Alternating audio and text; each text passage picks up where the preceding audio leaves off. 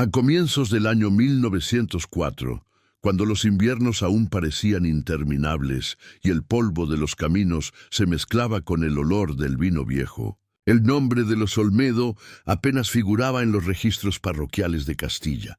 Su casa se levantaba sobre una colina gris, rodeada de viñedos que el frío había despojado de hojas. Desde lejos, la vivienda parecía una piedra más entre las que dormían bajo el cielo inmóvil del valle. El sonido de los cencerros se perdía entre la neblina, y solo el viento que bajaba de las sierras interrumpía el silencio con su respiración áspera, como si la tierra exhalara algo que no quería recordar. Dentro, la luz entraba con dificultad por los ventanales altos y deformados por el tiempo. El aire olía a cera apagada, a madera húmeda y a un vino dulce que nadie bebía. En la mesa principal, junto a un jarrón con flores secas, descansaba una pila de sobres cerrados con el mismo sello de lacre. Un círculo imperfecto, como si alguien lo hubiera roto y vuelto a presionar. Nadie en el pueblo recordaba haber visto al cartero subir hasta la colina desde hacía meses. Aún así, las cartas seguían apareciendo. Diga en los comentarios de qué ciudad y horario nos mira ahora. Los vecinos solían decir que los Olmedo hablaban poco, que don Arturo salía al amanecer con su burro y regresaba al atardecer sin pronunciar palabra, y que su esposa, Mercedes, era vista en la ventana del segundo piso, hilando junto a una lámpara que parecía arder incluso durante el día. La rutina tenía algo ritual. A la misma hora, el repique de la campana de la iglesia coincidía con el chirrido del portón de hierro de la casa, como si el tiempo allí obedeciera a otra medida, más lenta y más antigua. El invierno de aquel año llegó demasiado pronto. Las primeras heladas cubrieron los campos antes de la festividad de San Andrés, y los caminos hacia la aldea quedaron casi intransitables. Los pocos viajeros que se atrevían a pasar por la colina decían escuchar un rumor leve, un murmullo como de hojas o de voces detrás de los muros. Ninguno pudo asegurar si provenía de la casa o del eco de su propia imaginación, porque el aire en esas alturas solía deformar los sonidos. Pero el rumor estaba allí, constante, acompañando la respiración del viento como un rezo sin palabras. Los archivos municipales describen el lugar con una precisión seca. Propiedad de piedra, 3 habitaciones, establo, bodega, pozo en desuso. Nada en los documentos sugiere que en esas paredes hubiera ocurrido algo digno de recuerdo. Sin embargo, quienes caminaron cerca del portón afirmaban haber sentido un cambio en la temperatura, un frío que no era del invierno, sino de la casa misma. Algunos ancianos juraban que al mirar a través de las rendijas vieron una lámpara encendida, balanceándose suavemente, aunque nadie habitara ya en su interior. El narrador que reconstruye esta historia, un descendiente lejano del notario de Villafranca, confiesa que los primeros testimonios son fragmentarios. Restos de cartas, anotaciones dispersas en cuadernos parroquiales y sobre todo una serie de sobres sin destinatario hallados en 1912, aún con el sello de los Olmedo. El misterio de esas cartas no radicaba en su contenido, pues estaban vacías, sino en su persistencia. Cada una llevaba en el reverso la misma inscripción: en nombre de quien recuerda. El tiempo, en la Castilla de 1904, se medía por los ciclos del sol y del trigo. Las familias como los Olmedo vivían del ritmo de la tierra, de la cosecha y del rezo. Sin embargo, algo en aquella casa parecía ajeno a ese orden. A los ojos de los demás, los Olmedo se mantenían distantes, encerrados en un silencio que no era de orgullo sino de espera. Los niños, Lucía y Mateo, no asistían a la escuela desde hacía meses, y las pocas veces que se los veía correr por los caminos, lo hacían llevando pequeñas cartas en las manos, que después dejaban caer en el arroyo, como si el agua fuera un correo secreto. No hay fotografías de la familia anteriores a su desaparición. Solo un retrato pintado al carbón, encontrado en los archivos de la parroquia. 4 figuras inmóviles frente a un fondo oscuro, los rostros apenas delineados. En la esquina inferior, un detalle casi imperceptible. Un sobre dibujado, con el sello roto. Los restauradores, que examinaron la imagen, notaron que el dibujo había sido añadido después de completar el retrato, por una mano diferente, quizá años más tarde. Nadie supo explicar por qué. El relato oral conserva todavía ciertas frases atribuidas a Mercedes Olmedo. Se decía que ella escribía cada noche una carta distinta, sin destinatario, que lo hacía a la luz de la vela, con la ventana entreabierta, y que después guardaba las hojas en sobres idénticos, los apilaba y los dejaba sobre la mesa. Algunos afirmaban haberla visto murmurando los nombres de personas que ya no vivían en el valle. Otros decían que escribía a quienes aún no habían nacido. Todo esto, claro, pertenece al territorio de la superstición, ese espacio donde la memoria y el miedo se confunden. En los días previos a la desaparición, un olor a papel quemado comenzó a impregnar el aire alrededor de la casa. Nadie supo su origen. Las chimeneas del pueblo permanecían apagadas, y sin embargo, desde la colina se alzaba un humo delgado que se disolvía antes de alcanzar el cielo. Algunos vecinos lo tomaron como señal de que los Olmedo se preparaban para marcharse. Otros, como aviso de que algo más antiguo estaba despertando. Hoy, más de un siglo después, el nombre de la familia sigue susurrado entre los mayores de Castilla como un eco que se niega a desaparecer. El valle ha cambiado. Los viñedos han sido reemplazados por carreteras, y sin embargo, quien se detiene frente a las ruinas de la antigua casa aún puede encontrar, entre las piedras, fragmentos de papel endurecido por la humedad. Algunos conservan marcas de escritura invisibles, trazos que solo aparecen bajo cierta luz. Y entre ellos, siempre, el mismo sello quebrado, repitiéndose como una pregunta que el tiempo aún no ha sabido responder. Durante los primeros meses de 1904, la familia Olmedo parecía vivir ajena a los cambios que el resto del pueblo percibía como señales del nuevo siglo. Don Arturo mantenía la rutina heredada de su padre: despertar antes del alba, encender el fuego, alimentar los animales y revisar los viñedos. Decía que el silencio de la madrugada era más puro, que el aire antes del canto del gallo tenía todavía el sabor de la noche, un sabor que no debía perderse. Mercedes, su esposa, pasaba las mañanas entre la cocina y el pequeño escritorio junto a la ventana. Allí escribía, con caligrafía serena, cartas que nadie entregaba. Nadie sabía a quién se dirigían, ni por qué las escondía bajo el mantel cuando alguien entraba. Lucía y Mateo, los hijos, crecían con la reserva propia de los niños criados entre adultos silenciosos. Jugaban en los límites del terreno, construyendo figuras con piedras y hojas secas, pero raramente se alejaban de la casa.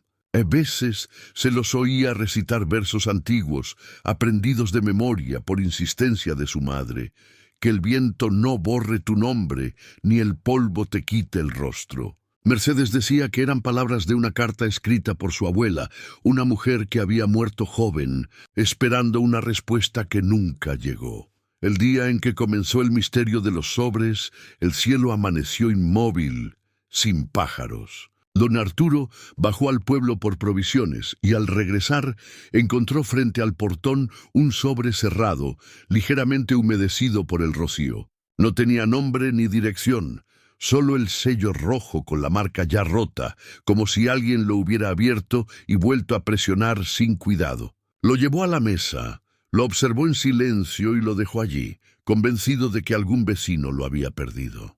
Pero al día siguiente apareció otro, idéntico, en el mismo lugar.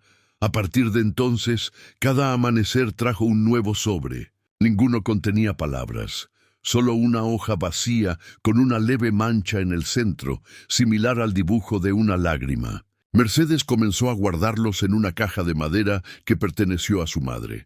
Decía que no debían quemarlos ni arrojarlos, porque quizás formaban parte de una promesa. Don Arturo se irritaba, no toleraba las supersticiones. Pero cada vez que intentaba abrir un sobre frente a ella, la lámpara temblaba y la llama se apagaba sin razón aparente. Terminó por dejarla hacer. Los Olmedo, como tantas familias de Castilla, eran profundamente religiosos, aunque su fe tenía matices de antiguo paganismo. Mercedes mantenía una imagen de la Virgen cubierta por un velo negro durante los meses de invierno. Decía que así la Virgen dormía y soñaba por los vivos. En los domingos, Lucía tocaba un pequeño armonio que había pertenecido al párroco anterior. Las notas, lentas y desentonadas, se mezclaban con el crujido de la madera y el gemido del viento, creando una música extraña que los vecinos escuchaban desde lejos. Algunos afirmaban que el sonido no provenía del instrumento, sino de la casa misma.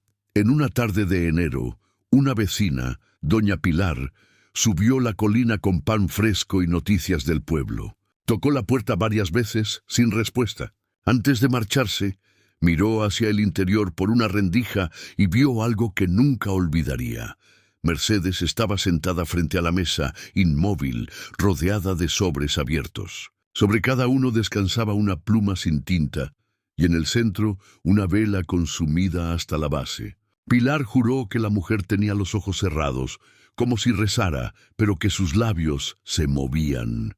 No quiso acercarse. Cuando contó lo visto, el párroco le aconsejó callar, porque hay silencios que no son del hombre, sino de Dios. Los días se hicieron más lentos. Don Arturo comenzó a enfermar. Dolores de cabeza, insomnio, la sensación constante de que el tiempo se repetía. Aseguraba que el reloj de pared, heredado de su abuelo, sonaba 2 veces cada hora, aunque nadie más lo oía. A veces despertaba en mitad de la noche creyendo haber escuchado golpes leves en la puerta, como si alguien dejara un nuevo sobre. Salía con una linterna, pero el patio estaba vacío. Solo el viento movía la cadena del pozo, produciendo un sonido metálico que se confundía con una respiración. Una tarde, Mateo llevó un sobre al pueblo y trató de entregárselo al maestro de escuela. Dijo que era para los que escuchan en el campo. El maestro lo abrió, pero dentro solo encontró un dibujo, una casa sin puertas, bajo un cielo lleno de líneas oscuras, como si llovieran palabras invisibles. Al preguntarle qué significaba, el niño se limitó a sonreír y a decir: «Mamá dice que no hay que contestar todavía».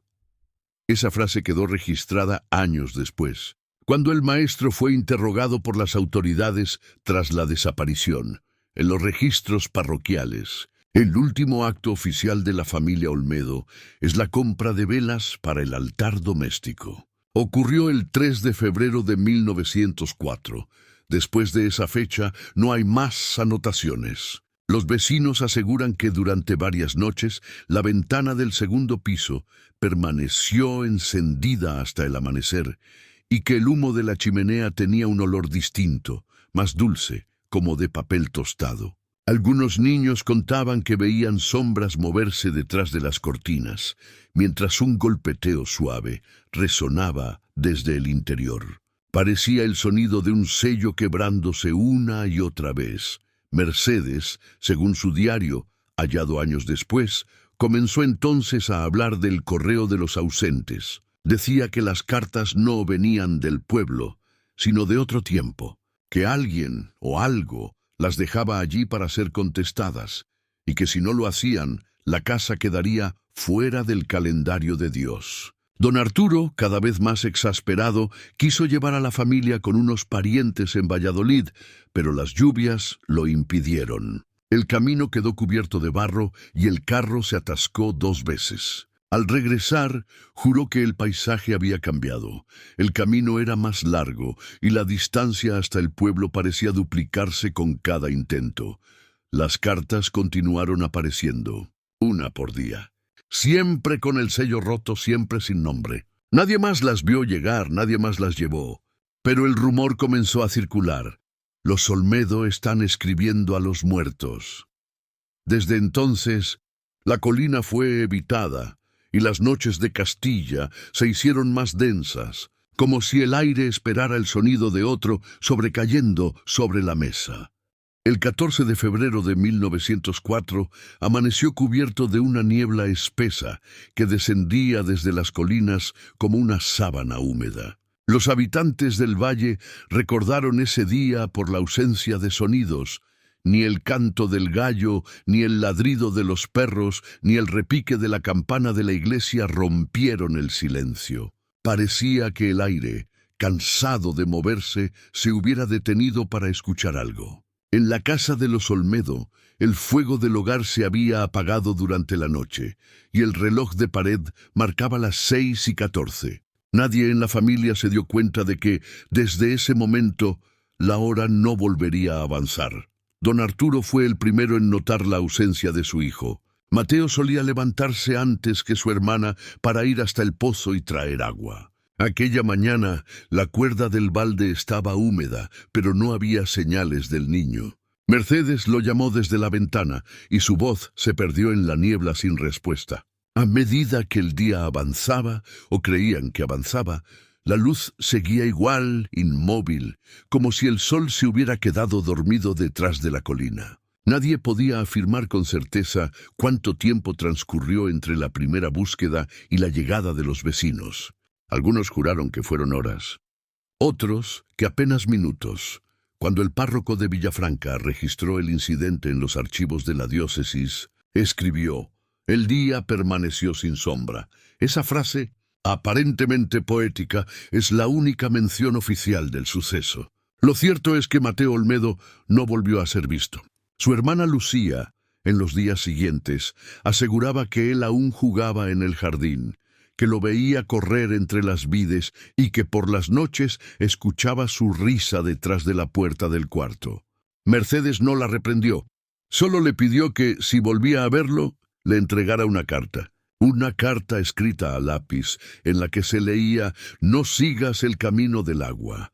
El reloj, mientras tanto, permanecía inmóvil. Don Arturo lo desmontó pieza por pieza, limpió los engranajes, cambió el péndulo, pero al volver a colgarlo en la pared, la aguja regresó por sí sola a las 6:14. A esa hora exacta cada noche se oía un leve golpeteo en el vidrio, como si alguien desde dentro del reloj pidiera salir.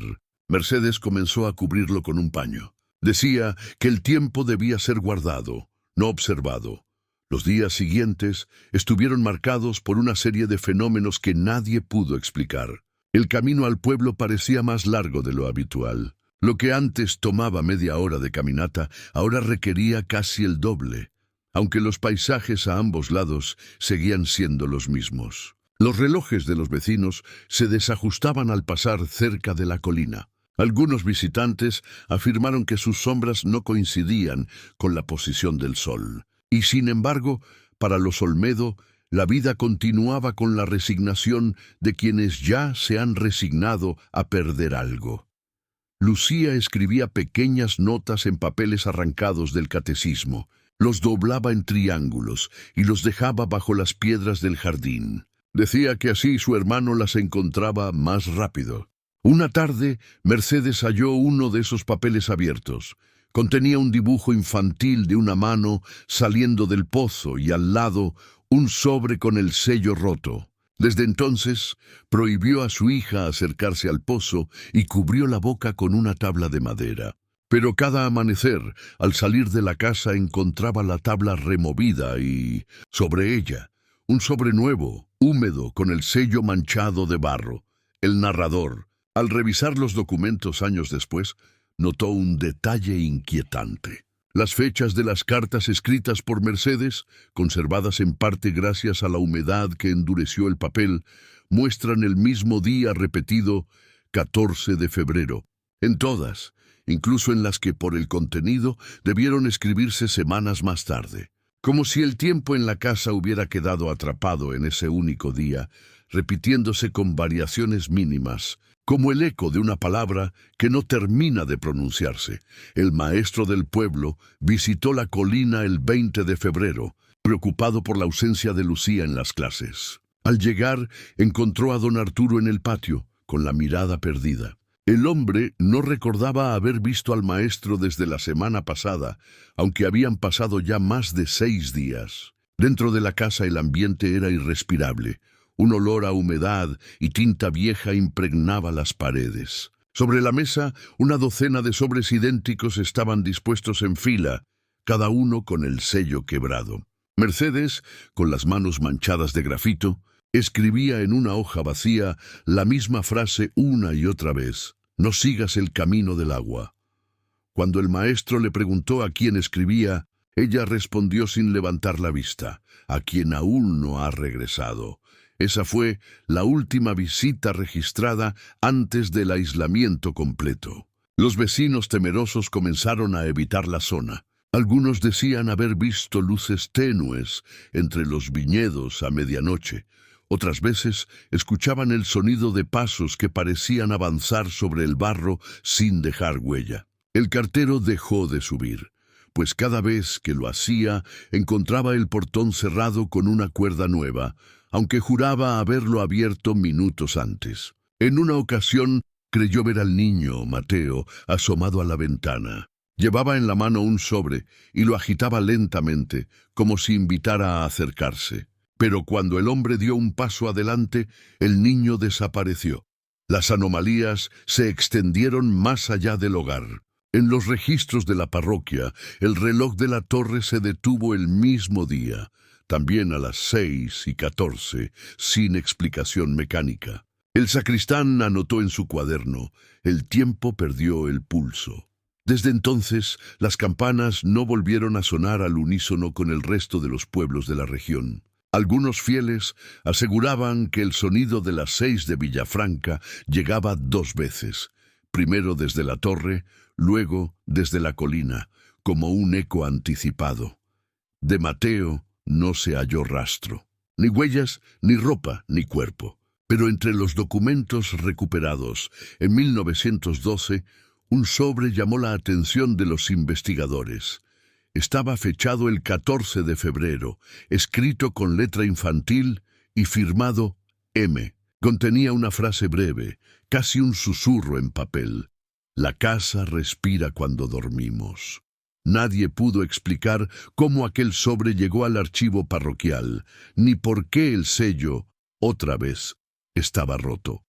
A mediados de marzo de 1904, cuando la niebla comenzó a disiparse y el invierno cedía lentamente ante el rumor de la primavera, el nombre de la familia Olmedo reapareció en los archivos parroquiales de Villafranca. El documento, escrito por el párroco don Esteban Rivas, ocupa apenas media página en el libro de actas, pero desde entonces ha sido objeto de interpretaciones, dudas y silencios. Es el primer testimonio conocido después de la desaparición del niño y el último en el que se menciona a la familia con vida. Versión oficial. Registro parroquial. A los 19 días del mes de marzo del año del Señor de 1904, se hace constar que la familia Olmedo, residente en la colina de San Bartolomé, ha partido de este término por asuntos propios, rumbo a Valladolid. Han dejado cerrada su casa y entregadas las llaves al sacristán, con encargo de mantenerla limpia hasta su regreso. Se presume viaje temporal por motivos de salud y familiares. Firmo en Villafranca en el día de San José. Bro, Esteban Rivas. Ese texto, escueto y ordenado, no guarda relación con los testimonios posteriores. Ningún vecino vio partir a los Olmedo, ni al carro que debía llevarlos, ni escuchó el ruido de ruedas sobre el camino. El único que aseguró haber notado movimiento fue un anciano pastor que dijo haber visto sombras caminando al revés. Pero sus palabras no fueron tomadas en serio. Aún así, el registro permaneció como documento oficial, y durante décadas se consideró la versión aceptada. El tono administrativo del párroco sugiere la voluntad de clausurar el asunto, de borrar la inquietud que el suceso había dejado en la comunidad. Sin embargo, entre los papeles personales del mismo sacerdote, hallados tras su muerte en 1915, se descubrió una nota diferente, escrita a mano, sin fecha exacta, y doblada dentro de un sobre amarillento con el sello ya roto. Versión personal. Carta no enviada de Mercedes Olmedo. El documento fue encontrado junto a un rosario y un trozo de cinta azul. El papel, ennegrecido por la humedad, conserva fragmentos legibles. La transcripción oficial, realizada años después por el cronista Eugenio Ceballos, reza así: Padre Rivas, no se preocupe por venir. No hay enfermedad, solo demora. El niño ha cruzado el agua, pero sigue hablándome. Yo escribo sus palabras para que no se pierdan. Cada noche llega una carta nueva y cada mañana la encuentro en la puerta con el sello roto, como si alguien la hubiera leído antes que yo. No sé a quién contesto, pero siento que debo hacerlo. Arturo dice que no debemos abrirlas más, pero si no lo hago, el aire se espesa y la casa respira con dificultad. No quiero que la casa muera antes que nosotros. En otro fragmento, la letra se vuelve más temblorosa. Anoche escuché las campanas 2 veces. Una venía de lejos y otra desde dentro. Cuando bajé a la sala, los sobres estaban en el suelo, abiertos, formando un círculo. En el centro, el reloj marcaba 6:14, aunque no tenía agujas. No sé si seguimos en el mismo día, padre. Si esta carta le llega, rece por nosotros. Si no, quizá ya no haga falta. El sobre donde se halló esta carta estaba vacío y el sello de lacre mostraba una marca peculiar, una pequeña huella dactilar impresa en relieve, como si el sello hubiese sido presionado por una mano viva. Los peritos que lo examinaron en 1912 afirmaron que la huella pertenecía a un niño. Ninguno de los Olmedo sobrevivientes tenía hijos en esa edad. Ninguno oficialmente sobrevivía.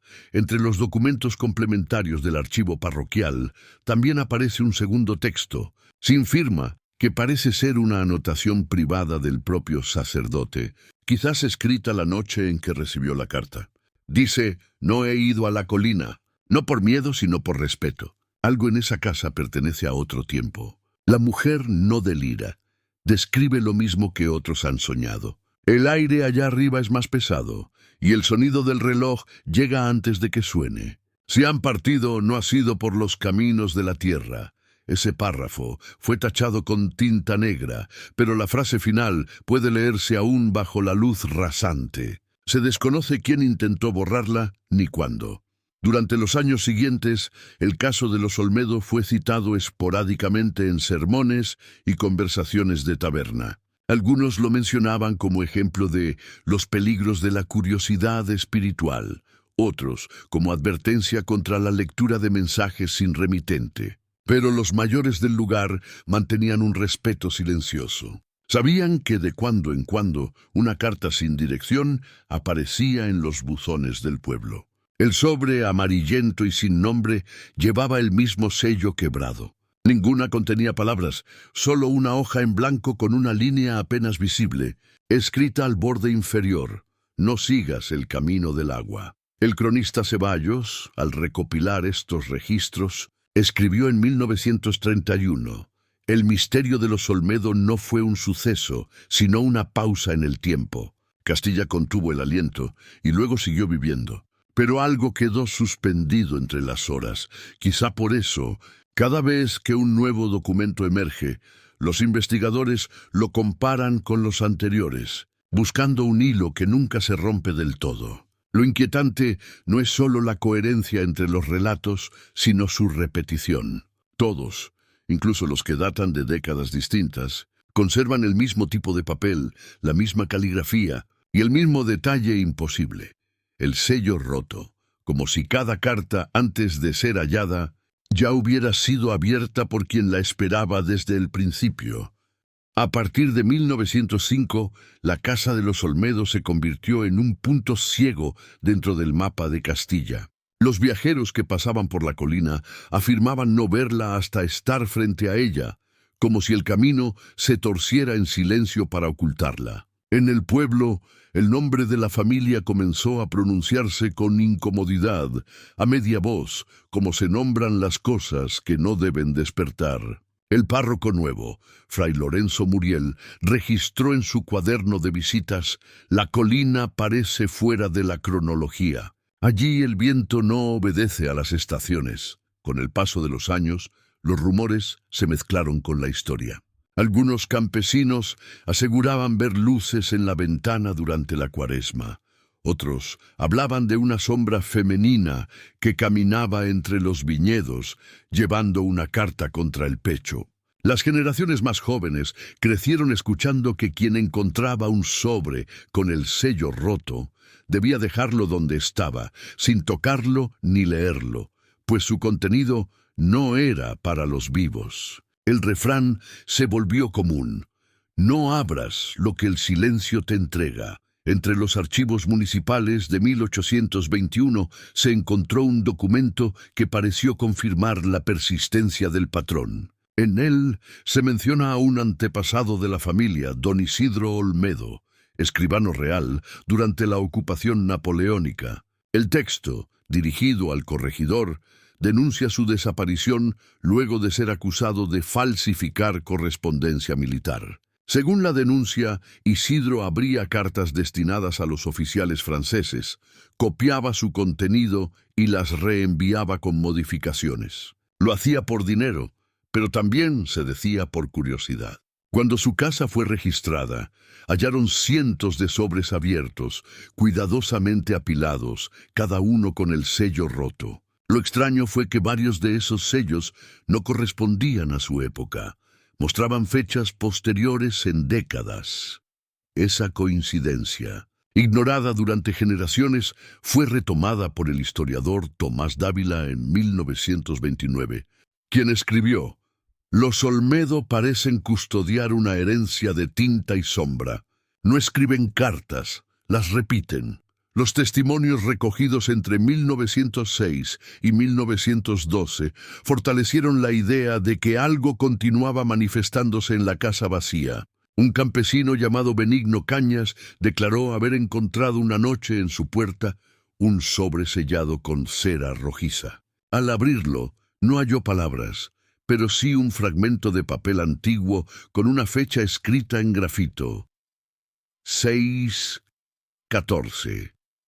Cuando mostró la hoja al sacristán, ésta se deshizo en polvo. Días después, su reloj de bolsillo dejó de funcionar exactamente a esa misma hora. El hombre guardó el reloj como reliquia y hasta su muerte juró que a veces, en la oscuridad, lo oía latir. En otro testimonio, la maestra Elvira Gutiérrez relató haber recibido una carta en 1910 con el sello roto y una escritura idéntica a la de su antigua alumna Lucía Olmedo.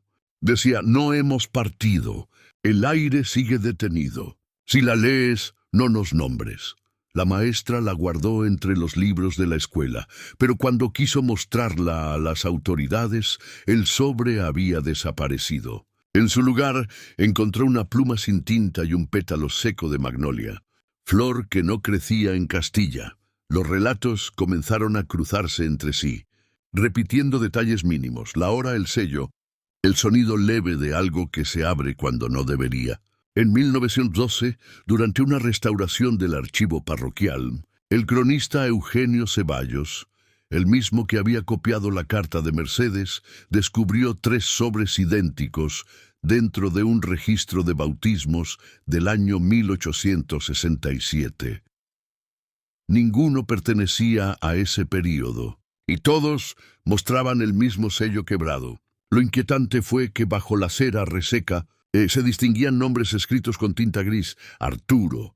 Mercedes Lucía Ceballos, impresionado, anotó en el margen del documento: «Las cartas anticipan los nombres antes de que existan». Los ancianos del valle comenzaron a hablar de una familia que escribe hacia atrás. Afirmaban que cada 3 o 4 generaciones los Olmedo recibían correspondencia de sus propios muertos y que esa cadena de mensajes se prolongaba desde hacía más de un siglo. Una vieja canción campesina, registrada por el folclorista Ramiro Ita en 1933, conserva el eco de esa creencia.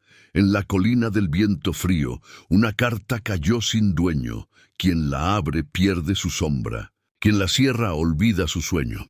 Algunos documentos del siglo XIX también mencionan la presencia de un sello idéntico al de los Olmedo en correspondencia militar francesa. Se trataba de un pequeño círculo con una hendidura central, semejante a una grieta o una lágrima. Los historiadores lo consideraron una marca de falsificación.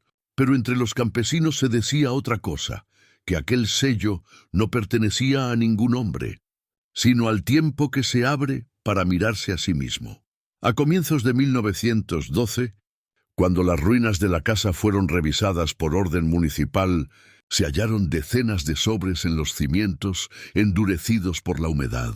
La mayoría estaban vacíos, pero algunos contenían fragmentos de cabello, pétalos secos y trozos de tela con iniciales bordadas. Uno de ellos, sorprendentemente, guardaba un reloj de bolsillo detenido a las 6:14, su interior cubierto por una capa fina de polvo. Nadie reclamó los objetos. El inventario municipal los catalogó como residuos sin valor, aunque el párroco pidió conservarlos en la sacristía por respeto a los ausentes. Décadas más tarde, durante la Guerra Civil, un soldado de nombre Rafael Olmedo, descendiente lejano de la familia, murió en el frente de Teruel. En su bolsillo se encontró una carta sellada, nunca enviada.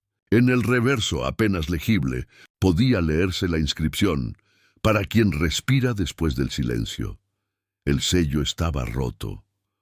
Hoy, más de un siglo después, los investigadores aún discuten si los documentos de distintas épocas fueron fabricados como parte de una leyenda colectiva, o si, como algunos creen, se trata de una serie de repeticiones temporales, ecos de un mismo instante prolongado en diferentes generaciones. Lo único verificable es la recurrencia del signo, el sobre con el sello roto, siempre reapareciendo, como si cada siglo reclamara su versión del mismo mensaje. Los aldeanos mayores todavía recuerdan una advertencia transmitida en voz baja, casi como un rezo: si un sobre llega sin nombre, no lo abras. Si ya está roto, no lo mires, porque quien lo escribió aún no ha terminado de morir.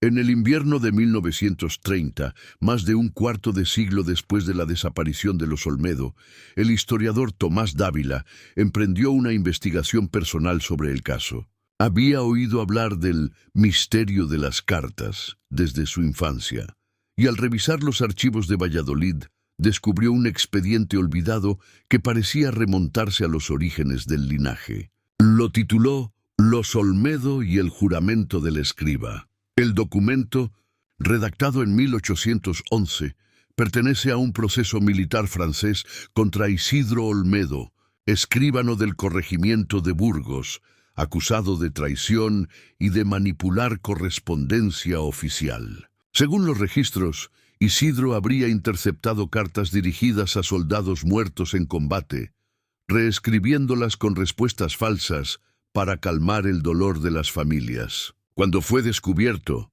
dijo no haberlo hecho por lucro, sino por compasión. Pero en su confesión final, incluida en el expediente, se lee algo que nadie supo interpretar del todo. No escribo para los vivos. Escribo porque las voces me dictan. Las cartas que envío no parten de mí, sino de aquellos que aún esperan ser leídos. La confesión fue sellada con un signo peculiar, un pequeño círculo roto en el centro. El mismo sello que aparecería un siglo más tarde en las cartas de Mercedes Dávila. Intrigado, viajó a Castilla para examinar los restos de la casa Olmedo. Allí encontró entre las piedras un cuaderno de tapas duras, cubierto de moho. Al abrirlo, descubrió páginas casi ilegibles, pero una en particular conservaba una escritura sorprendentemente clara. El deber del escriba no es escribir, sino escuchar. Toda carta es una puerta. Quien la abre, entra. Esa frase, anotada a lápiz, coincidía palabra por palabra con un fragmento hallado en los diarios de Mercedes Olmedo de 1904. La coincidencia entre dos siglos distintos desafiaba toda explicación racional. Dávila intentó buscar un hilo genealógico y descubrió que los Olmedo descendían de una misma rama establecida en Castilla desde el siglo XVII, todos vinculados de algún modo con el oficio de la escritura, escribanos, notarios, copistas o maestros de escuela. En las lápidas del pequeño cementerio de San Bartolomé, varios epitafios repetían una misma frase: «Aquí reposa quien escribió para el silencio».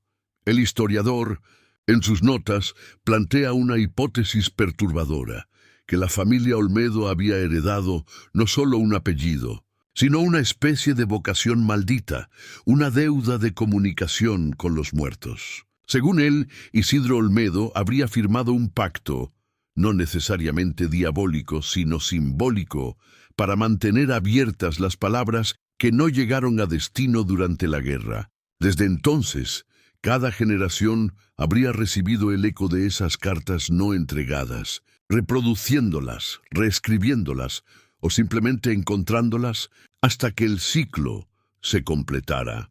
Entre los documentos del archivo de Valladolid también apareció una partitura sin título, con anotaciones marginales en francés y latín. En una de ellas se lee: «Esta melodía se toca cuando la carta es leída por quien no debiera leerla».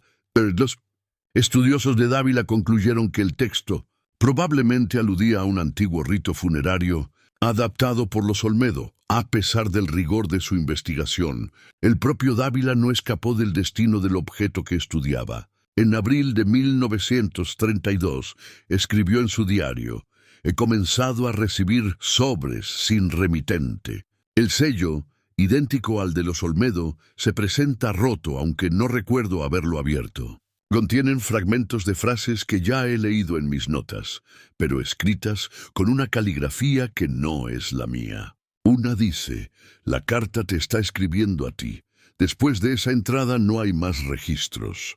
Dávila desapareció durante el verano siguiente mientras investigaba los pozos cercanos a la colina. Su maleta fue encontrada vacía, salvo por un sobre húmedo. Dentro, una hoja en blanco con una marca gris en el centro. El reloj del pueblo, aquella tarde, se detuvo nuevamente a las 6:14.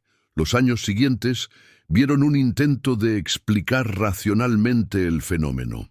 Ingenieros, lingüistas y hasta expertos en humedad de papel fueron convocados por el ayuntamiento para estudiar los documentos. Las conclusiones, aunque detalladas, no convencieron a nadie. Se atribuyó la aparición de los sobres a la filtración de papeles antiguos desde los cimientos, desplazados por corrientes de aire o animales pequeños. Sin embargo, ninguna teoría explicó por qué cada hoja aparecía con una fecha futura, o cómo las caligrafías coincidían entre sí, pese a separarlas más de 100 años.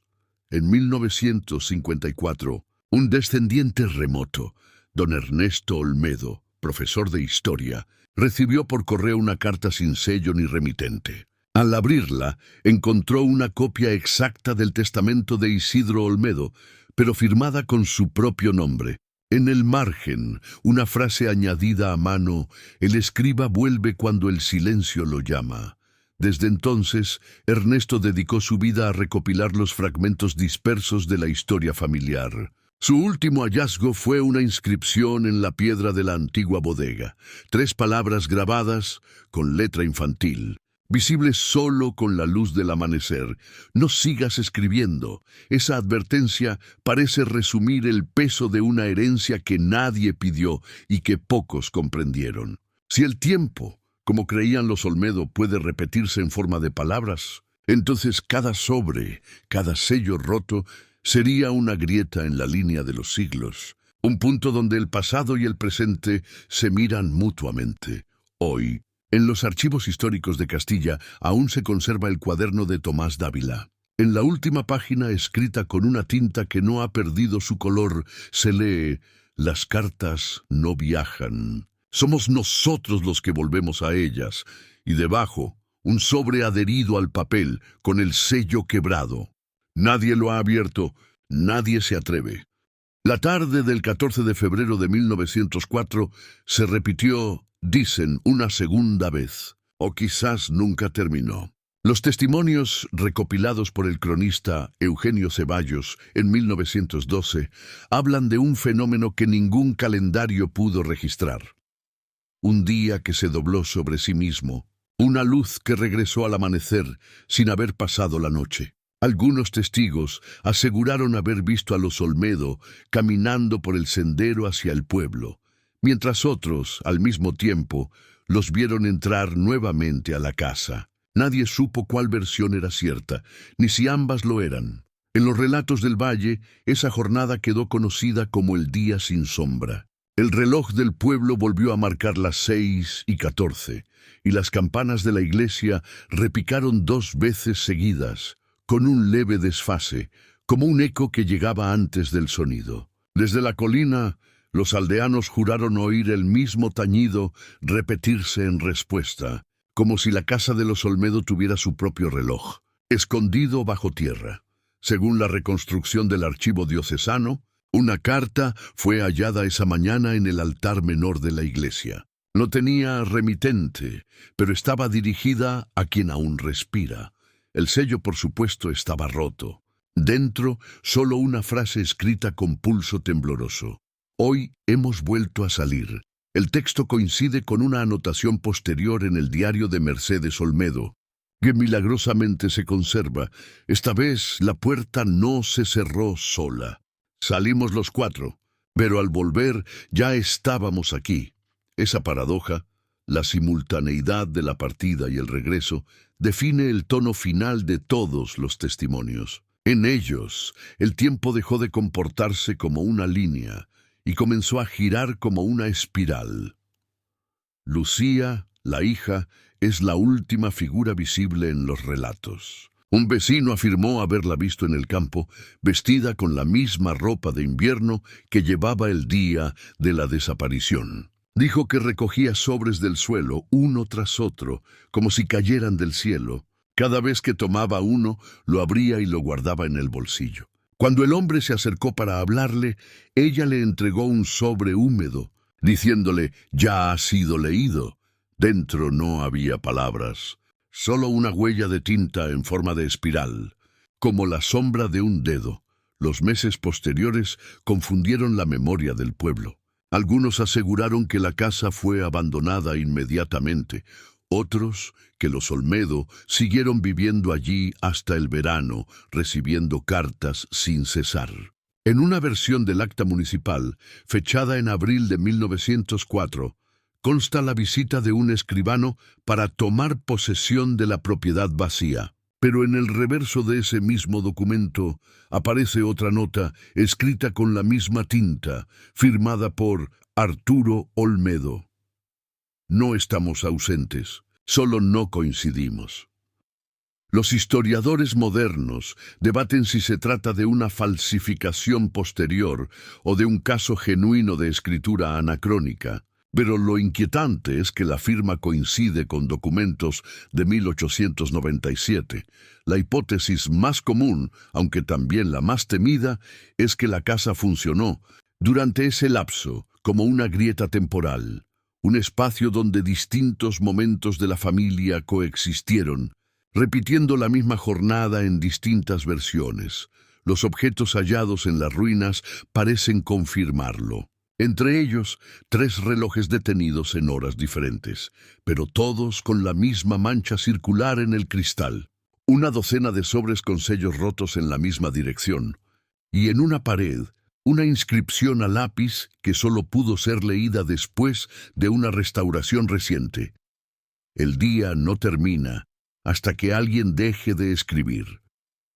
A mediados del siglo XX, los descendientes de un vecino, Benigno Cañas, entregaron un sobre encontrado entre sus pertenencias.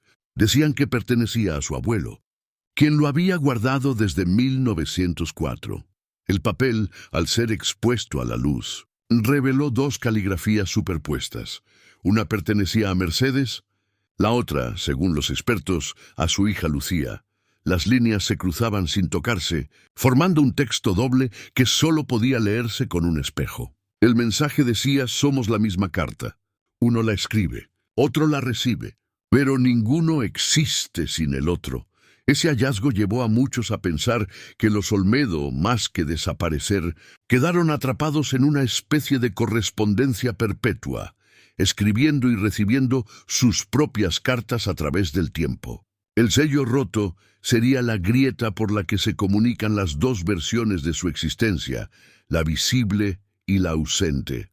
En las décadas posteriores, los aldeanos siguieron reportando fenómenos aislados. Una niña que aseguró ver a los niños del retrato en la colina, un viajero que escuchó un reloj dar las 6:14 en pleno mediodía, un anciano que juró haber encontrado una carta con su propio nombre, escrita por una mano desconocida. El documento, fechado un siglo antes, contenía solo esta frase: «Te esperamos en el mismo día».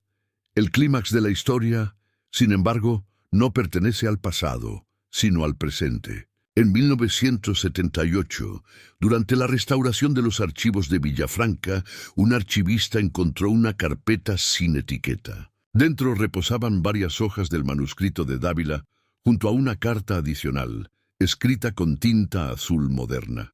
El sobre mostraba el mismo sello roto. La carta decía: «Gracias por seguir copiando. El ciclo debe continuar». El archivista, al leerla, afirmó haber sentido un soplo tibio en el rostro, como si alguien acabara de exhalar sobre él. Desde entonces, ninguna carta más ha sido encontrada en la colina. Las versiones del final difieren. Algunos creen que la casa fue destruida por los mismos Olmedo para romper el ciclo. Otros, que simplemente se desvaneció junto con ellos, borrada del paisaje como una palabra tachada. Pero la versión más extraña, preservada en una cinta de audio de los años 80, recoge la voz de un visitante que describe haber visto, bajo la luz del atardecer, una mesa puesta con 4 platos y una pila de sobres intactos en el centro. Dice que los sobres se abrieron solos, uno por uno, dejando salir un leve suspiro. La grabación termina con el sonido de un reloj que empieza a andar. Marca las 6:14. Y luego, silencio.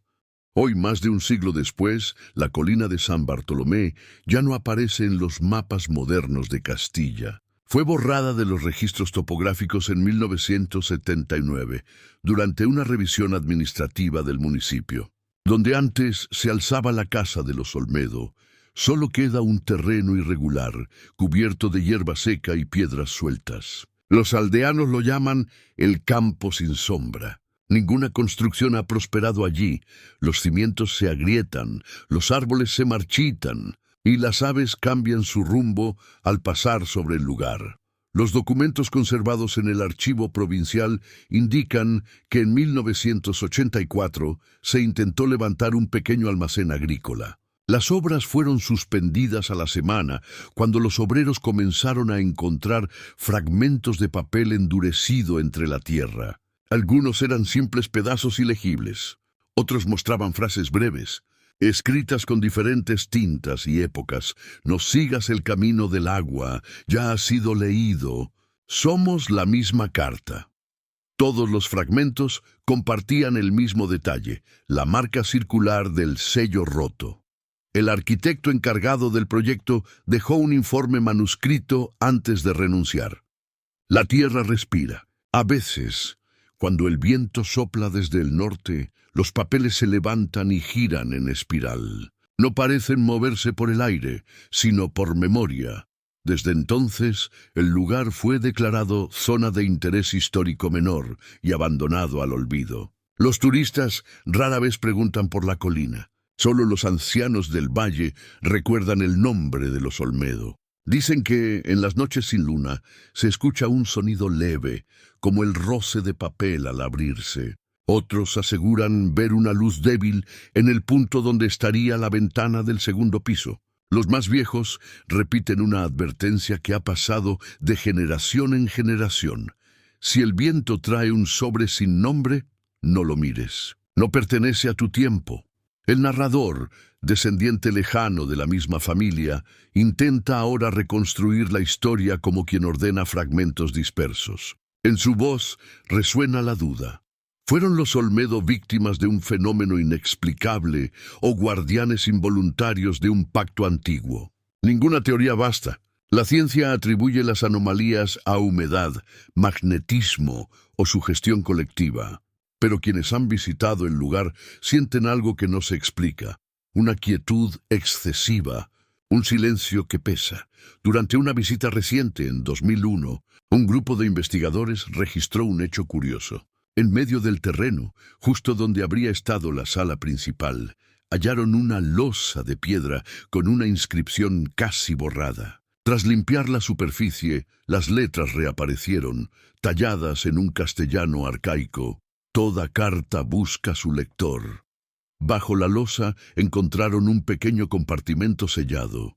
Dentro había un solo sobre, reseco, sin nombre.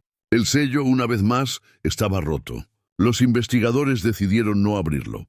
Lo guardaron en una vitrina del museo local, donde aún se exhibe bajo el rótulo Documento Anónimo. Circa 1900. Los visitantes, sin embargo, cuentan que el sobre parece cambiar de color según la hora del día. Algunos afirman que en ciertos momentos muestra una palabra escrita, que luego desaparece. Gracias.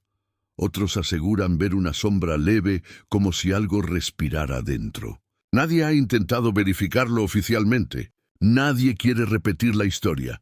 Los cronistas posteriores han notado un patrón inquietante. Cada vez que el sobre es trasladado de sala, el reloj del museo se detiene. Siempre a la misma hora, 6:14. Los empleados, acostumbrados al fenómeno, lo consideran una coincidencia, pero evitan mover el objeto sin rezar antes un Padre Nuestro. Por costumbre, dicen. En la actualidad, los descendientes de los antiguos vecinos mantienen la costumbre de dejar una carta sin destinatario en la iglesia de Villafranca cada 14 de febrero. Es un gesto silencioso, una ofrenda para los ausentes. Nadie las lee. Al final del día, el párroco las recoge y las quema en el altar, observando cómo el humo asciende sin olor, como si el papel no ardiera del todo. Las cenizas, dicen, caen más lentas de lo normal. A lo largo de los años, el nombre de los Olmedo ha pasado de leyenda local a mito histórico.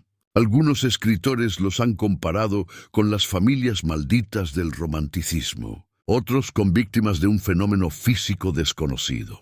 Pero en Castilla, donde la superstición convive con la fe, la historia no se estudia, se susurra. Se dice que las cartas aún viajan por el aire cuando sopla el viento del este, y que si una de ellas cae a tus pies, sentirás un peso leve en el pecho, como si alguien desde otra época esperara tu respuesta. Los registros oficiales concluyen aquí. El último documento fechado es una nota de archivo de 2004 que dice «Caso cerrado». Documentación incompleta. Fenómeno no replicable. Sin embargo, debajo de esa nota, escrita a lápiz, alguien añadió: «El tiempo no necesita replicarse. Basta con recordarse». Y en el margen inferior del papel, apenas visible, como un sello invisible bajo la luz, se distingue la forma de un círculo imperfecto. Abierto en el centro, así termina la crónica de la familia Olmedo, o lo que queda de ella. Una historia hecha de silencios, de papeles que se repiten, de días que no terminan. Una correspondencia entre lo que fue y lo que aún respira. Porque como reza el viejo proverbio del valle, toda casa guarda el eco de sus dueños. Algunas, sin embargo, los guardan por completo.